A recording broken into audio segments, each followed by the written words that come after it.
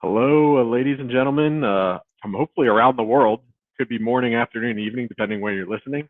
My name is Matt Solomon, co-founder of Channel Program and BetterTracker, and I've got two guests with me today. Some I hope that you've spoken to at one point or another. We've got Tim from our customer success side, and then Tom from our MSP sales side. I'll let you guys give a quick introduction. Tim, how about yourself first? Yeah, my name's Tim. I'm customer success manager here to help you guys out, roll this out to your customers and make the most out of the product for yourselves. And Tom? Yep. Hi, nice to meet everybody. If I haven't met you prior, Tom Chapman here, senior account executive. My job and my role is to ensure that I'm helping you position this properly to your customers, ensuring that it's a good partnership and that it makes sense and that I know exactly how to make your jobs a lot easier when getting that foot through the door. So stay tuned. Yeah. And just so everybody knows, Tom is not a ghost. He's just in bad lighting. So it's not your computer. It's his lighting. And Tim and Tom were extremely excited that they both picked the same background. So, but all kidding aside, we're really wanting to help our partners really understand how to roll this out to their customers. And some of you on the call, might not be taking full advantage of the internal use case, and we'll briefly talk about some of that. But what we really want to do is actually share real life examples that are taking place with our customers. And so we're actually have introduced a framework called DOES. So Discover, Optimize, Enforce, and Scale. And so I'll be going over that here shortly. And I promise I'm not going to slide you to death, because we're going to really talk about some real life examples of MSPs utilizing this and rolling it out to their customers. But really the time is now, and that's why it's so important that you're on this call, because we're hearing the real life examples. It's pretty game changing. I mean, some of the stories that we've heard, and we want to make sure you're able to take advantage of this, because I think AI is commoditizing certain aspects of an MSP's business, and this is something that's going to take you to a different level and really help you differentiate, and most importantly, save your customer money and make you money at the same time. It's really a double win-win scenario. Before we jump into that part of it, I know from like talking to you all on the road, like everybody's super impressed on how quickly we are evolving the product.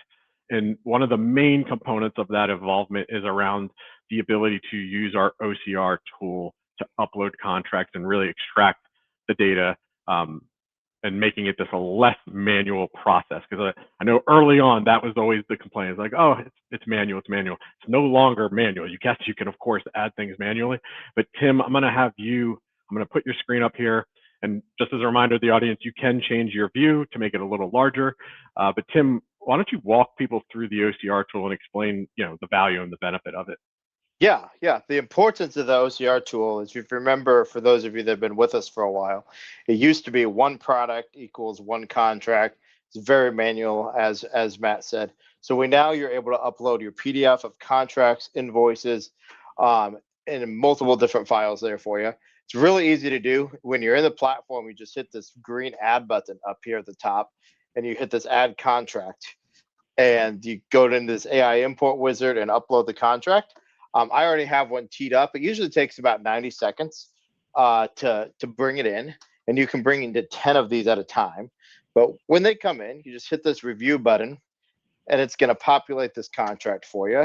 Just bear with me 1 second here, and you hit view contract, and there's your contract. And so it'll give you your vendor at the top, and then your contract terms down here. This was an invoice I put in, so it's not going to fill out all those terms. But if you put a contract in, it's going to bring those in for you, and you just have to put those terms in. Then down here, you see all the products. They're all right there for you, ready to go. And in this case, if some vendors, have maybe you have a different, each product has a different terms, you can just bring this down to custom, and you can put custom terms for each of those lines. You can also add add-ons, fees, and taxes now. So it gives you really the full value of this contract. And then it's just easy as saving it, and you're in there, and your contract is uploaded, and you're able to attach that to your expenses, and you're rocking and rolling. Yeah, Tim, I think this addresses, the number one concern anybody had previously of like rolling it out to customers. They're like, oh, it's going to be too manual for them. So I think it addresses that component. And then Absolutely. and then internally, like you said, there's some vendors you work with that you have complex contracts, multiple products, multiple end dates and whatnot. So this really addresses each one of those elements. And the other thing I think it's worth mentioning, Tim, is because we know a lot of MS or small businesses and maybe the MSP themselves, we're managing contracts and subscriptions through Excel spreadsheets. I just want to emphasize, you also can upload an Excel spreadsheet, Yes. and it'll map out the contract from that data set as well. Yep. So Yep. super powerful. So just want to make sure, again, everybody on the call knows that you have the ability to upload these things through the OCR tool and make your life very easy and your customers very easy. So appreciate you sharing that, Tim. So that was the major update that we wanted to make sure we addressed today before kind of going into some of the talk track. And again, I'm not going to make this, it's going to be very conversational. I'll whip through some of these slides, but I do want to like really emphasize, what we're preaching and talking about, and frankly, just seeing work. And so it's the kind of entitled the MSP sales framework to generate 100,000 in new upsell and AI MRR. So kind of kicking things off, what are these each elements kind of mean to us? And I think that the overarching theme you're going to hear from us is selling through to outcomes and using the data to do this. So discover, capture attention with the actual data. And that's a thing you might not be thinking about on the customer side. The data insights you're getting are really unprecedented. You've never had some of these insights, and you're able to capture that now in our product. Build the trust, enforce, ensure adoption and accountability, and we'll talk about that through our 365 tool. And then scale, making buying mandatory. And we'll talk, actually, I have a real life example of an MSP giving me a pretty cool idea of how to frame this with a customer. And I think everybody will enjoy that anecdote. So going to start with some stack facts. Again, just looking at the marketplace. So in September 2025, there was about 86 tools in an MSP stack. And I know when I say that, a lot of you are like, no way I use that many tools. But the reality is you're probably not thinking of every application you're logging into, whether it's Canva, Zoom, Adobe, QuickBooks. Like each one of these just adds up. And I just messed around last night with Opus Clips. Like it's just another application that all of a sudden like we're now using. So it's actually shocking, and we'll get into that around the 365 element on how you'll really illuminate that. But we're kind of talking about this, and if you know our early days of ID Agent with being the dark web and how you're able to pull reports, you're going to be able to start pulling reports, and we're calling it the new dark web because of all of these AI tools and all these different applications that shadow IT that people are logging into. It is kind of turning into the dark web for these companies because it's causing all kinds of compliance and security issues that MSPs, frankly, can take advantage of in terms of having conversation around this. And so one thing I wanted to talk about, though, is around the AI, the change in AI.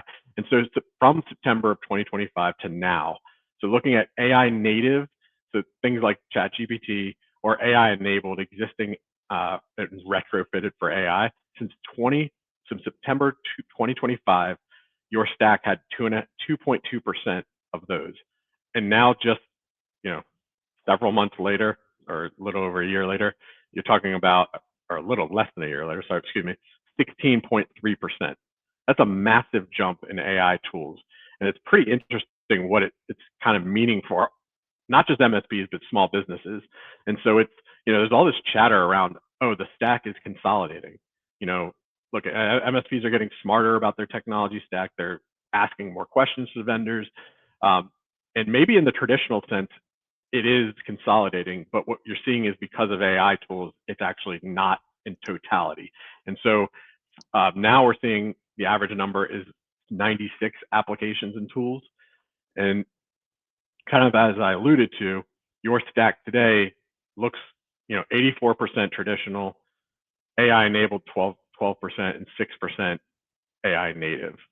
So it's evolving, but it's not consolidating the same way that everybody was thinking. So again, traditional stack yes, shrinking.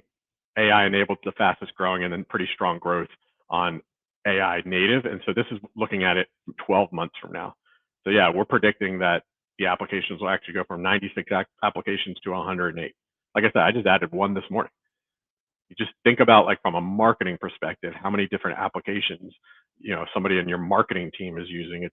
It's becoming crazy. Like, somehow we went from like one AI tool to use to create a marketing video to now how we need 4 or 5 for some reason. So, and I think, look, we're in a testing period, right? Everybody's testing these things as they're coming out. So getting back to that stack sprawl internally. So Matthew Harvey of Stepping Forward Technology. So he said after setting up 365 Scout, he was shocked to discover 102 applications in his own environment that he should have known existed. And, I can speak to this, on my own behalf. When we first did this 365 on our own platform, or excuse me, on our own company, we took bets around, who is going to, how many applications are we logging into? And I think the highest guess was around 60, and the answer was 106 applications. So I promise you, whatever number you think, you're probably 2 or 3x below what it actually is. And Tim, I mean, you've been listening to MSPs and you've gone over this with them. So one, I want you to show 365, but do you think that's a fair assessment that, literally everybody underestimates the number? Oh yeah. Yeah. I had one partner that I asked him how many applications he thought I was in, and he told me 12, and it ended up being 83. So that's just one example of what we have. Yeah. And actually that happened. So funny you said 12, because I was at TMT's boot camp, and some slides went up with our statistics, and I heard the guy next to me, and he's like, he said 12 when he guessed how many applications was the average. And then everybody, like, there was a whole like hush over the crowd, because again, no one thinks that they're using that. There's actually a way you can kind of pivot that into kind of a sales element, which I'll talk about. But Tim, just for the people, maybe they're not even aware of 365, but even if they are, maybe they're not fully understanding what this, can do for you internally. Yeah. So internally, this pulls all the applications that you guys are using across your operating system. So you're able to view everything you're logging into. You're even able to see kind of the history behind it. If you pull this application here, we're able to say who's in there. We're able to see when they last logged in, when it was created. You can approve or restrict these applications, and you can assign it a department and owner. Advantage there is you're able to find out who is in that thing. And if somebody leaves, you're able to then see what were they all using, and then be able to then go and reassign those to whoever is responsible for them, or just get rid of them if you're not going to need them anymore, saving you money. Yeah. And so Tim, if they're thinking about rolling this out to a customer, what's the ask from the customer? Yeah, the ask from the customer is that you're putting this into the customer, then you're able to generate this report, and they'll have your logo at the top here, and you can just show all this data to your customer, saying, hey, these are what you're logging into, these are what you're using. And it gives you a really good overview point to your customer, makes you look like a genius to your customer, because this data is coming directly from Microsoft, and just really helps you in that, and then helps you see what customer is using. Maybe there's some tools the customer is using there that you offer, and that opens opportunities and opens conversations and turns you into more of a consultant for your customer, which opens revenue opportunity. Yeah, and we'll talk about, there's an ability to charge for that assessment. And by the way, when you turn this on, the small business will be able to see this, they'll be able to come into this application and see this and have visibility, because you are going to want them, unless you're managing every application, which you're probably not, you are going to want them to come in and assign departments, owners and status. And this is going to get into conversations around, compliance and security. So this is a really good roadmap to upsell opportunities. And Tom, I'll bring you in a little bit, from the report standpoint, how do you see that from a prospect perspective as well? Because we're talking about customers, but I think that assessment actually can be used as a pretty badass prospecting assessment. Absolutely. Yes. Now, if you are in charge and ownership of their Microsoft licenses, you can set this up in-house, set them up with a portal, get a report, download it, and bring it to your next meeting. What's really powerful is you come in and you show them all of the applications that they've been logging into and using, but also what they haven't been using, and what then you go in and you position it saying, I want to see, are you guys paying for these? Are you paying for multiple different Zoom subscriptions? Are you paying for multiple licenses for teams that necessarily you don't need the premium license? You can go to the package model because you're not logging into Power BI. So these are shavings that make a pile when it comes to your customers too, reopening that conversation for more organic growth with your current customer base, but also as an initial prospecting tool. It's fantastic. Download a sample report, share it with them, show them the power of what you can present, and then tie it to their spend. And that way you come in and you start working collaborative with them, rather than just going in and trying to hard sell them on a new tool. You're looking at their entire environment and what their staff is using and trying to shore up their bottom line. Yeah. And then Tom, I'm pretty sure you have a pretty wild, I mean, it's a pretty cool example of someone using this to get a prospect, to like actually get business. I mean, do you want to share that with everybody? Sure, certainly. So we have a gentleman, he had been trying to land a large car dealership chain out in the Lexington, Kentucky area. Tried for a couple of years, just could not get them to sign the bottom line because he couldn't justify the cost of their managed services. It was going to grow their IT budget, and they just didn't have the room for it. They also didn't see the need for the compliance requirements, right? It's car dealerships. They're really hard sales. So what did he do? He signed up with BetterTracker. He went back to them saying, hey, I want to prove that our proposal is going to be so compelling and check off all those boxes while not increasing your IT spend. And all we need to do is just set up a portal. We need to sit down together for about 20, 30 minutes, and we'll go ahead and start seeing where your spend's going. So they started setting up their portal. They started with the expense tracker piece. They hooked up the Microsoft tenant. So they started getting the application sprawl. And then as those two data points were being pulled in, they started uploading their contracts into the OCR. And then within a month's worth of time, when they came up for review, they signed off. They increased their monthly recurring revenue by around $75,000, have multiple locations, signed up on a 2-year agreement with that customer, and now have new business and are starting to roll out their project for the next year for all those locations. Yeah, it's amazing. So again, I think about that as a differentiator, right? They came with a solution to a problem that the other MSP that was currently working with them wasn't solving for them. And that's what's so unique about this. And it does remind me, again, the early days of dark web, when you'd be able to pull these reports for people, because right now you guys are still in the early days of this partnership and stuff.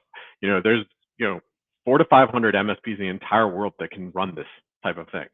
So like run like hell, and use this as a differentiator, because your competitors don't have this, and they don't have anything close that can provide this type of visibility. And Tom, when we talked yesterday, you talked about this, right? I think it was either you or Tim, because we were all on the call together. What's everybody trying to do right now, right? I mean, they're trying to save money, right? Yep. So this is such a really, just hitting home on something that everybody's dealing with. So I will shift back, and we'll come back to some of the platform stuff. I'm going to shift because I do want to actually, before I take this off the screen, I do want to make sure, I think one of the interesting use cases or best use cases when you're talking to somebody is, especially if they have like a director of marketing or a CMO, one of your customers. And I would challenge them and say, hey, if Carol walked out the door tomorrow as an owner, could you tell me the 20 to 30 applications that marketing is connected to? And the answer is no freaking way. There's no way that business owners know every marketing tool, unless they have something like this and they're paying attention. But it's pretty rare. And so that person walks out the door, and you could be in serious jeopardy of having contracts renew for serious money that you don't want to have happen. But imagine, and Tim, you want to maybe mouse over that owner area where you put in the owner and you put Carol for every application she has, and then she walked out the door. Oh, Tim, hey, what did she own? What applications? Well, Tim can show me in 5 seconds every one of the applications that Carol owned. So it's just bringing visibility like really nothing ever before. So I wanted to drive home that point. Another fun kind of challenge that you could also offer, because again, everybody underestimates the number of applications. And as a way to maybe get them some competitive juices flowing and try to get them to do the assessment, is you could be like, hey, Tom, how about this? If you can get within 5 applications on your guess, I'll give you a $25 gift card to Starbucks or something like that. So you put a little skin in the game. I mean, it'd be shocked if they ever get close enough to 5. And chances are, again, they're going to severely underestimate it. So it's a way to make it fun. You're probably not going to lose the $25 bet. But again, hopefully it drives them to actually, take action and do this. So it's just kind of a fun way of doing it. So then again, thinking back to the customers. So you may have run this report on, your own internally and been shocked by it. But if you're shocked by your own numbers, I'm telling you, your small business customers, it's much worse. We're seeing 50 to 70% of their SaaS apps are completely unmanaged or authenticated. 70 to 90% of their AI apps are not tracked or shadow IT, right? I mean, I'm a founder. I went off and did Opus Clips last night, but Tom could have done that last night himself too. And then all of a sudden he's tying in something, and if he logged in with 365 as authentication. So much of this stuff is around shadow IT. And then 30 to 60% of purchases on credit cards have just not been visible to the business owners. They're just not paying attention and bringing it in and not being proactively alerted to these types of things. So again, really big opportunity. But really, the issue here is that MSPs are still selling new tools, bundles, and AI services without showing customers and prospects the data. The data is the proof in the pudding, and it's what gets you to be able to sell to the outcomes that you desire. So again, kind of going back to that framework, just as a reemphasis: discover, optimize, enforce, scale. And Tom, you're having the conversations kind of every day with the MSPs. Like, what's something that you're driving home when you're having conversations around, rolling this out to customers? Absolutely. It goes back to the, I guess, the momentum and motion of where the pain point is with your customer. So I have an individual that I work with up in Vancouver. He wanted to get the application sprawl under control with an accounting firm he works with. So what did they do? They discovered the data. What applications were they using? They built the trust by tying it to the expenses, ensuring that they were ensuring there's no bleeding with the business. They weren't double spending, purchasing certain applications they didn't need. So they built that trust.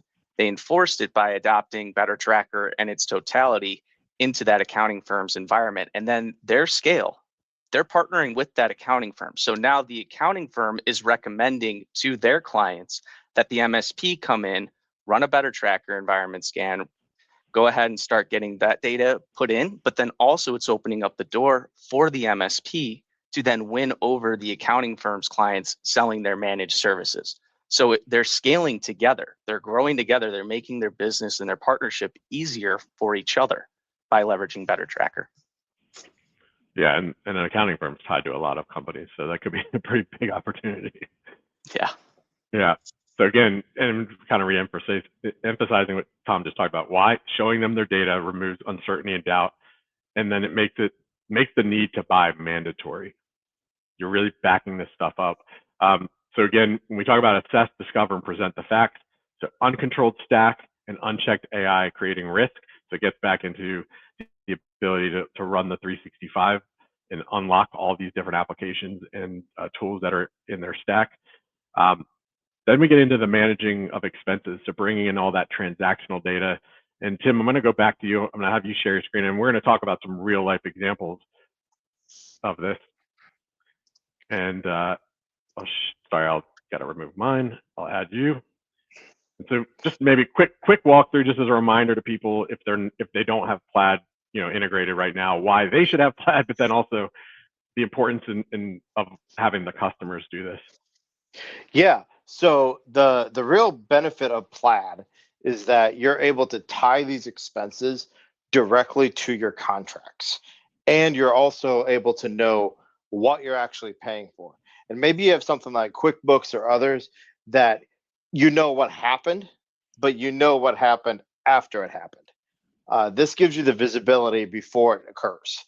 And so you're able to know if a vendor is double charging you, if they are overcharging you. I just talked to MSP a couple weeks ago now that had a specific vendor that was supposed to raise him by $200 a month, and they raised him by $2,000 a month.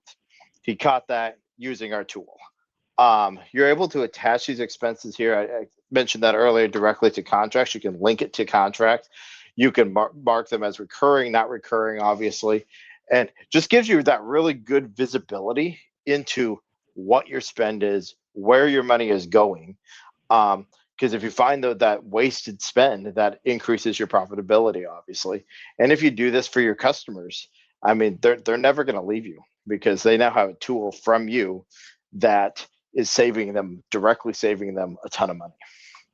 Yeah, and I want to address a question that gets brought up every once in a while, which is like, look, when you connect Plaid, whether it's you or your customers, and I have data to back this up, and I'll share my screen here, you're gonna save money.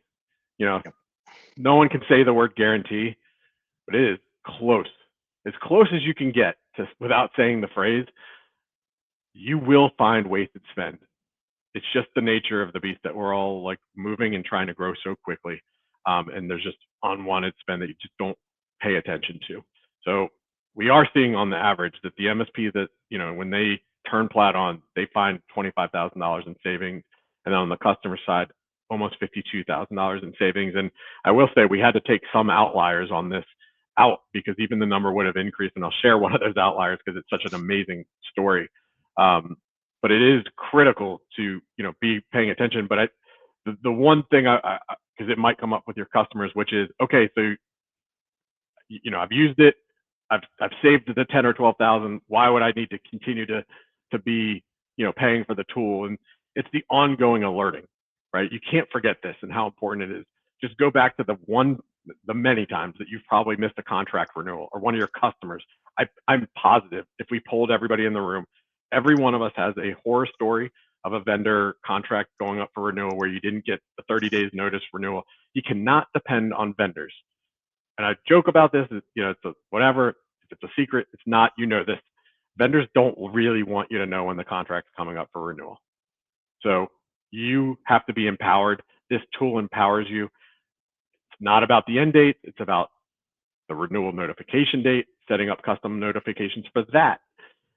And then it's also getting into, you know, beyond that, all the things that are out of your control sometimes where vendors are all of a sudden increase bills on you.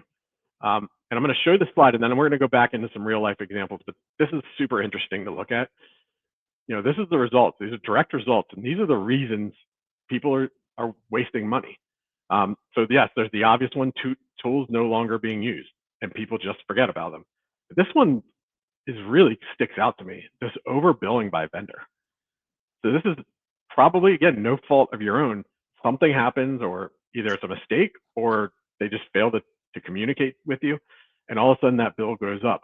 Well, in our tool, you can actually set up custom notifications and your customers can too, where it's, you know, you set the parameters. If it goes up $20, I want an alert. If it goes up $100, I want an alert.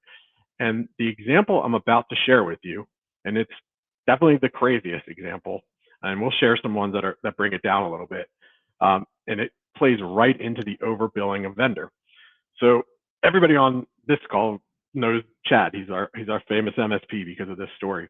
He was working with a co-managed environment and they gave him full access. Now, not everybody's going to give you full access to transactional data, but they wanted him to really look through this. And I want to say it was a telecom bill, I believe it was AT&T, where this company, and they're a larger company, had just been line itemed to death over years. And I know when I say that phrase, if you're an MSP and you've dealt with telecom, apparently this is a very common thing. They stopped paying attention to it. Long story short, Chad found $600,000 in wasted spend in that one contract. So he came with the facts, building the trust. And when he built that trust, it turned into $90,000 in new ARR. And when he was telling me about it, he was saying, look, it's not just about that like initial money. He's like, they now trust me and they want me to be a partner of theirs for years to come. And in fact, they actually let go of another person. He wasn't like proud of this part. They let go of an internal person. because of the business they were pushing over towards Chad and his MSP and the value they were bringing now to the table. So just unbelievable scale of what he did with that customer. And by the way, Chad also found $100,000 of his own savings.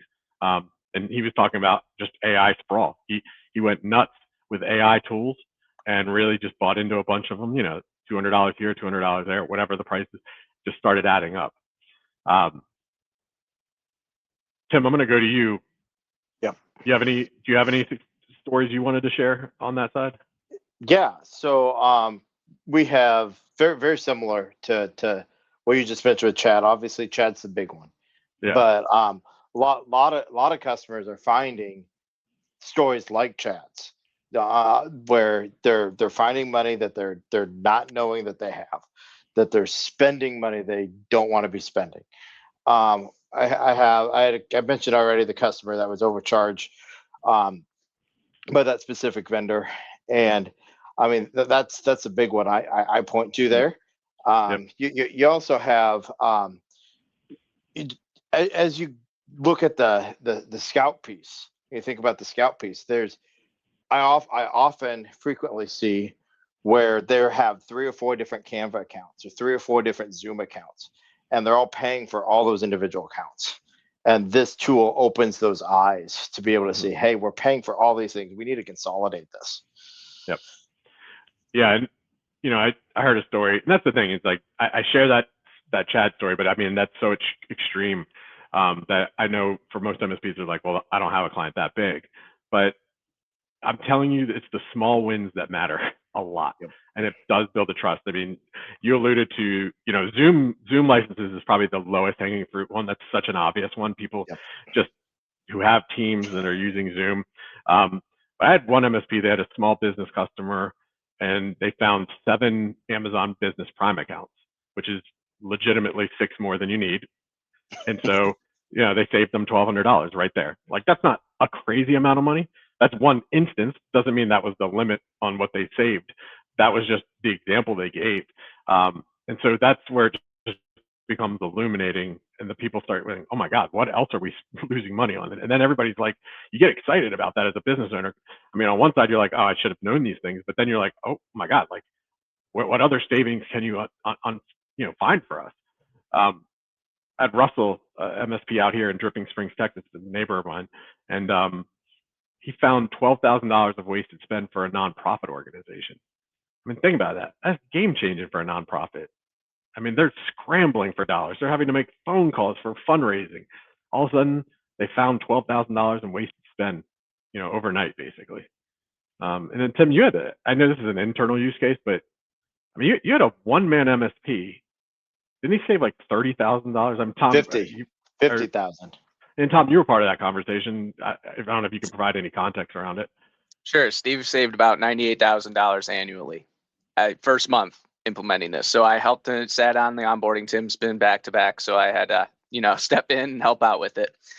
Steve almost fell out of his chair. He was crying. He was laughing. He was embarrassed. He was just thrilled. He didn't know what he was going to do with the 100,000. What he found was that it wasn't just double spending when things that he had signed up for.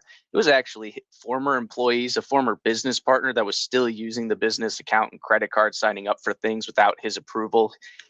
It was his kids signing up for multiple Netflix, Disney Plus accounts with the business credit card. And so he had no real way of getting that under control because there was no notifications about those charges. He had to go through his statement on a monthly basis, reconcile it with his QuickBooks, accounts receivable, et cetera, right? So BetterTracker was able to shed light on all of that, and he was able to get things under control with his business. So now he has close to $100,000 in additional revenue coming into his business that he had no idea he had accessible to him. So he's very happy, but he's also concerned and doesn't want it to happen again. So that's where the recurring side comes from, guys, is that it's similar to a backup sale, right? Where you're spending 12 cents to protect that $5 per hour or per minute, right? Same concept here with this, except that's at a much lower cost and it saves a plethora of different areas. Yeah. Tom and I were just talking about this earlier today, is if you're using QuickBooks or those kind of tools, as you should be, you probably have a bookkeeper that's just marking everything going into one of your buckets. and every month it's going into the buckets. You're not having anybody really audit it to see why are we spending this money. And that's what this tool allows you to do. It allows you to audit it to figure out, okay, why are we spending this money in the first place? Is it money we have to spend? Yeah, and I want to shift back, thinking about this, of like having these conversations with customers and rolling it out. Tom, I shared this example with you yesterday, and you were like, "Oh, I'm going to start talking about that," because it was I had thought of it for whatever reason. An MSP told me at a conference, and they were like, "Yeah, I'm going to start basically saying like, look, I'm going to do this for you, and if I find whatever the number is, you'd have to know that what your number is. Let's just call it $5,000. If I find $5,000 in savings based on my assessment, that goes back to the 365 assessment. If I can find $5,000 of wasted spend, that $5,000, upgrade that I had told you really need for cybersecurity, if I find it five, you have to commit the five. I thought that was such a great idea, right? Like just to get them to shift the money of the savings, and hopefully you find them more savings than that. But I think that's such a nice way to present it. Yeah, absolutely. No, and then it's just it makes it an easier conversation. It's kind of like no pressure on their side. You're not coming in as a salesperson. You're coming in as, hey, let's give it a shot, but hey, let's also bet on it. So I love that idea. Yeah, it kind of gets into the gamification of a sale to a degree. So, and look, I'm going to show this slide. I am not an expert in these areas, but what I can tell you is our tool absolutely plays into a lot of these compliance frameworks, right? They're pieces of it. Certain things are required in each of these, areas, and our tool hits some of those areas. So you could absolutely have compliance and security conversations. In fact, I would say 365 is probably going to turn into more security and compliance conversations than anything, beyond just application usage and saving of money. That is really going to unlock some issues around compliance frameworks within your customer base. Obviously, if they're in particular areas where that's the requirement. So pricing, and look, you've probably had conversations with Tim and Tom, and it's going to vary. Like you do know your customer better than we do, and there are cases to be made for not charging because of the data insights you're getting, right? So like in Chad's case, he played the long game. He didn't charge them, and he turned it into $90,000 in ARR. There's that element. But if you do want to get into the charging of things in terms of like the audits, you can charge, and again, this is going to range by customer size. A $500 to $2,000 range on these different audits that you can do within the tool. So getting a little skin in the game, particularly maybe for a prospect, and you're gonna know your business better than us, so you're gonna have to make that distinction. But there is absolutely opportunity. I know you all charge for different audits, and it's really no different. The difference is they've never had an audit like this, so I think this makes it super unique. Again, want to talk about, and these are random vendors. It's not, you don't have to use these vendors. It's the point is that what our tool is going to uncover for you is upsell opportunities, and this is why we also reference this as like back when you were using ID Agent and dark web monitoring, and where you would take the tool and make the case for two-factor authentication. That's what this is also going to make the case for. It's going to make the case for password management, IAM, privileged access management, multi-factor security training, 365 policy enforcement, of course, and credential monitoring. Plays right into every one of these conversations. So it's a beautiful thing when it's a setup tool for all these other upsell opportunities. And Tom, I'm throwing you on the spot, but just because you come from a background in this space, like I don't know, does this resonate with you, like the upsell opportunity going into these other application areas?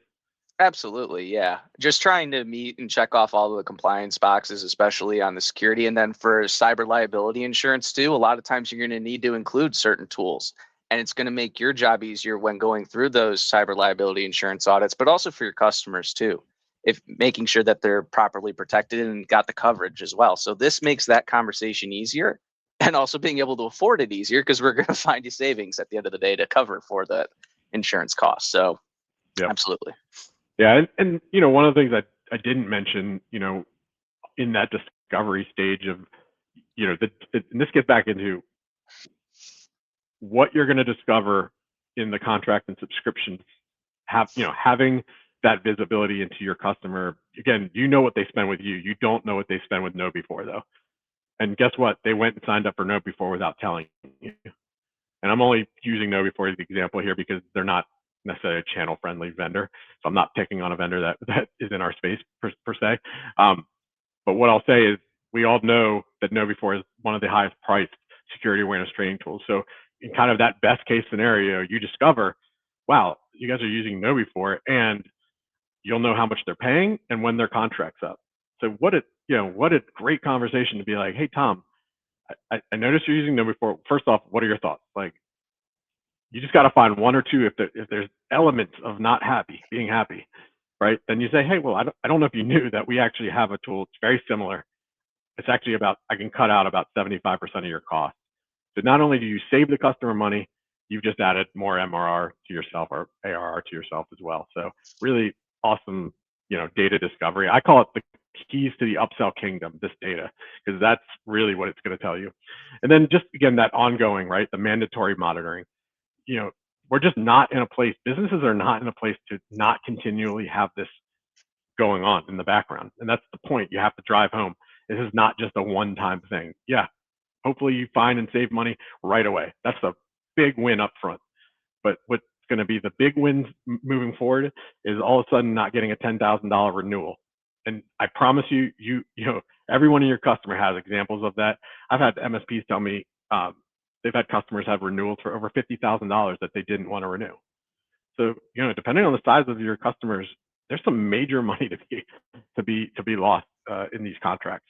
So again, anywhere from $99 a month all the way up to $1,500, again, depending on size and complexity, and whether you're truly managing some of these subscriptions for them. So some people might just have you have the visibility. Some people will say, hey, no, we want you to actually manage this stuff for us moving forward. And definitely, if you are managing it, you have got to charge for that. So I think that might be my last slide. We'll see here in a second. Yeah, I think that is my last slide. So I will stop sharing my screen. But hopefully we've given you all, enough real life examples to know that this is real, that it's happening. MSPs are having success rolling this out to customers.